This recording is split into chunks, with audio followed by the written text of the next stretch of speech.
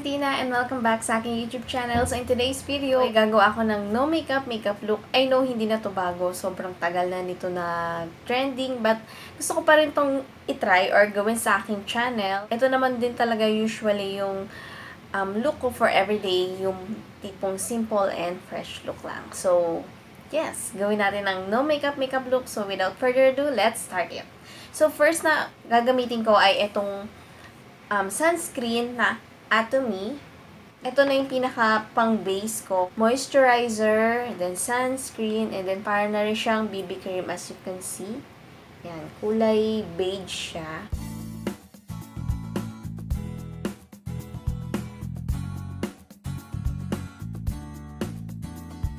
So, dagdagan pa natin. Medyo kinapos tayo sa sunscreen. So, itong sunscreen na to, very sheer lang siya. Although yung shade niya is beige, but wala siyang coverage. Pinagmumukha niya lang fresh or dewy yung face mo. But, yun, wala siyang coverage. But, kung wala naman kayong mga imperfection, like makinis naman yung face nyo, then okay na tong product na to. Yan. So, diba? From bare face kanina, then ayan, medyo meron na siyang glowy or may pagka-dewy na siya. So, next naman is concealer. Itong Naturactor na number 151. So, sobrang tagal na nito. But, ito yung favorite ko na, actually, konti lang naman kasing concealer ko. So, ito yung pinaka-favorite ko dahil mas may medium coverage siya. Cover natin yung mga aking pimple marks. Yan.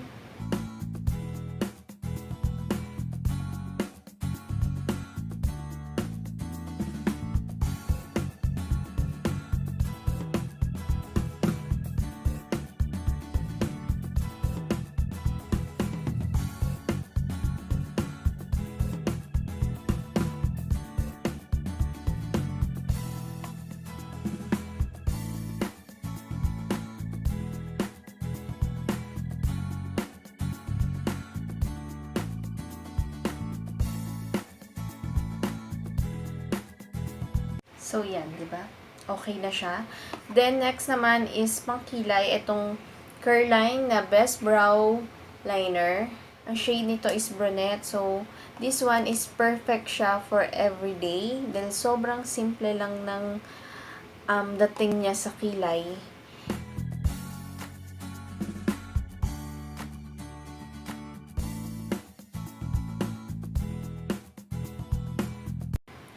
So, yan, di ba?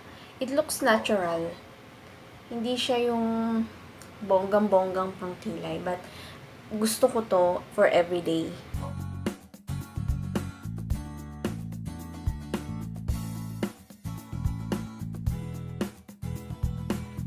So, yan. Pantay na ba? Pantay na yan. Huwag natin ipilit na kung hindi siya pantay. Okay na yan. Then, next naman ay ito. Mag-eyeshadow ako ng kaunting-kaunti lang. So, mostly naman itong nude na shade ang pagpili ko. And then, yung gagamitin ko itong Merisan na Revolution Makeup Set. At ang shade niya, gagamitin ko is, I think, ito, yung brown. One shade lang na eyeshadow. Para lang siya hindi yung mukhang ang puti-puti.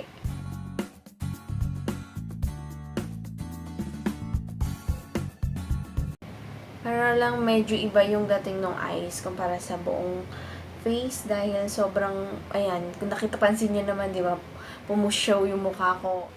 But sa personal naman, hindi ganito kaputi. But talagang nag-i-improve once na may nilalagay ako something sa face. And then, para lang hindi siya ganun ka-flat yan, naglagay ako ng eyeshadow na nude. So, diba, okay na yan. Then, hindi naman siya obvious na naka-makeup ako. Para lang siyang yung usual na eyes ko kanina. Then, next naman, itong blush on na EV Advanced na Lip and Cheek Stain.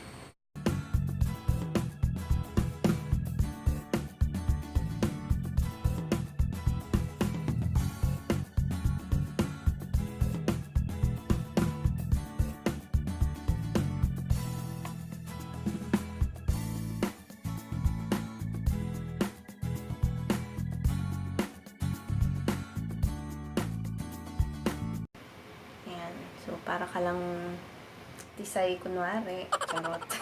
And then, next naman ay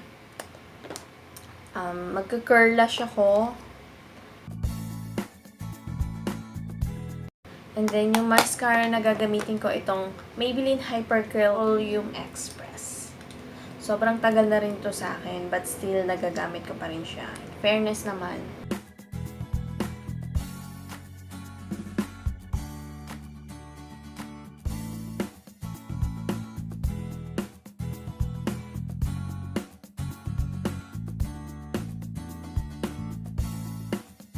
Then, dito nga pala sa aking pangkilay, gagamit ako nitong Simply Pretty na mascara din siya na transparent. But, nilalagay ko siya sa aking, instead na sa eyelash, nilalagay ko siya sa aking eyebrow para mag-stick lang siya or mag-steady lang siya yung hair ko. I mean, yung kilay ko.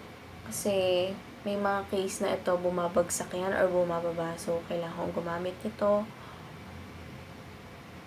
And mas maganda to para kung black kasi or brown, so madadagdagan niya pa yung kulay ng kilay mo. But gusto ko yung simpleng kilay lang, mukha lang siyang natural, kaya yung transparent na yon, yung transparent nga ba? O, clear mascara yung ginagamit ko.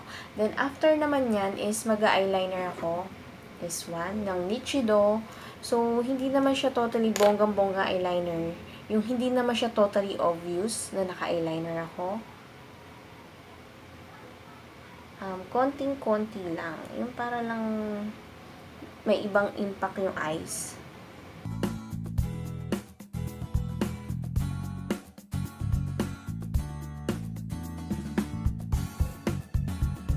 So, yan. Sobrang hindi siya ganun ka-obvious. Although, medyo dinagdagan lang natin dito sa part na to. Then, next, after nyan, lip tint ng J-Cut Soft Matte Lip Cooler. Ang shade nito is, ano nga bang shade nito? Alam ko ang shade nito is Fresh Tangerine. Tama ba? Bakit wala yung nakalagay na shade? Pero alam ko, Fresh Tangerine to eh. Ganyan yung applicator niya. Very unique.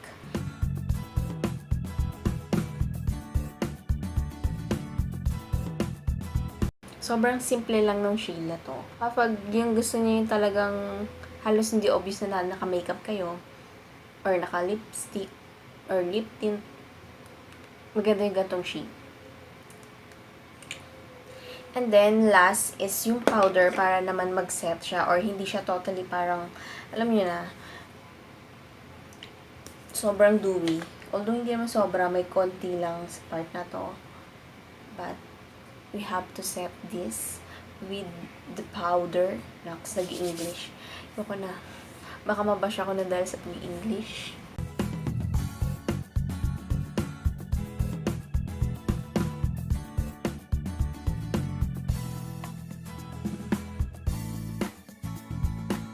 Ayos lang ako ng konti din.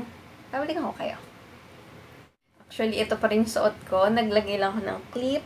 Yan, so cute. Kulay nitong damit ko. And then, earrings. Yan, hoop earrings. And then, ito na aking no makeup look. So, hindi naman siya ganun ka-obvious na naka-makeup ako, but still naka-makeup ako. Sobrang simple lang and fresh lang yung dating. And I hope na nagustuhan nyo at nakatulong din ito sa inyo. So, I hope na okay naman yung naging look ko. Diba? So, I hope na nagustuhan nyo itong video na ito. And please click the like and subscribe button if hindi ka pa nakasubscribe. And follow nyo ako sa aking Instagram. I'm _Thina09. Thank you and see you in my next video. Bye!